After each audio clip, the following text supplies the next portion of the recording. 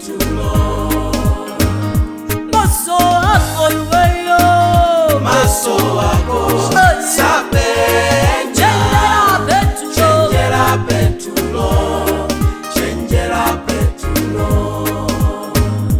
tisana tuwe kuti nzakalako Yesu munati wakale. Sana kanisa lingaliro langa Yesu munati wakale. Niwaposa nkondeti uyu dzina lake ni Yehova. Akutiwa menendiri, akutiwa zankati mwanga.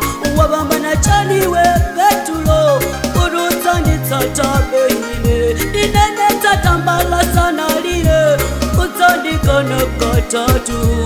Akuti maso ako saona, ndizelu zako sungantiwe. Chenjera satana libaiwe, pita kunguyo kwanga he. Uzandikana katatu. Chenjera Petulo. Chenjera Petulo, Chenjera Petulo. maso ako Petulo iweyo. Maso ako sapenya. Chenjera Petulo. Chenjera Petulo, Chenjera Petulo. maso ako sapenya Petulo iwe. Maso ako sapenya. Chenjera Petulo, Chenjera Petulo. Chenjera Petulo.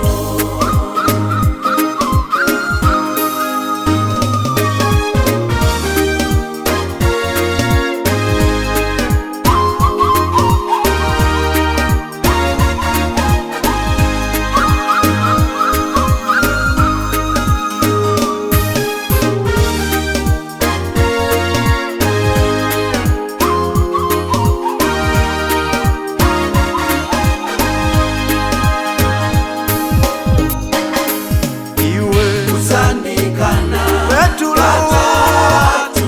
iwe Petulo, Chenjera Petulo. Chenjera Petulo. chikondi ndichionachi, Mulungu ndiye wa chikondi. Nabereka mwana wake eka, kuombola ife tonse. Awo wakundikonda zili bwino, zikanditina zanditawa. Akadziwa zikukanditina, onse wazabalalika. Wakomera chitima Petulo, sudziwa zadana lipaiwe. Petulo ndi modzi mwa iwo, panji ukutawitsa nkhope. Wankana Yesu Petulo, kundikana zona bwenzi langa. Iwe Uzandikana Petulo, katatu. iwe Petulo, Chenjera Petulo. Chenjera Petulo. maso ako iwe, Maso ako Ako. sapenya. iwe Petulo, Chenjera Petulo. Chenjera Petulo. Chenjera Petulo, Chenjera udzandikana. Petulo. Tambala sana likachita. Chenjera Petulo.